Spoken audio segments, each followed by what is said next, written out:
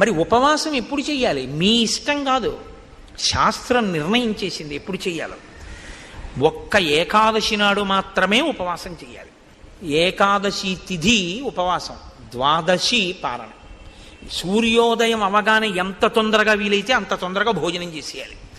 యంత్రాలని కూడా ఏం చేస్తామంటే షట్ డౌన్ అని ఆఫ్ చేస్తారు కొన్నాళ్ళు, ఓ 2 రోజులు విశ్రాంతిని ఇస్తారు, ఘర్షణ పుట్టేస్తుందని. మీరు ఈ శరీరంలో కొన్నింటిని ఆపడం మీ తరం కాదు, ఆపకూడదు కూడా. గుండె ఆపుతానంటే 2 రోజులు రెస్ట్ ఇస్తానంటే కుదరదు, ఊపిరితిత్తులు ఆపుతానంటే కుదరదు.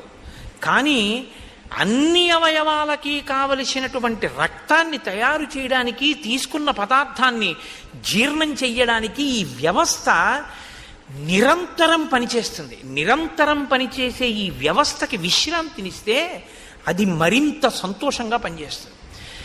ఈ శరీరానికి అన్నం ఇవ్వడం ఆపి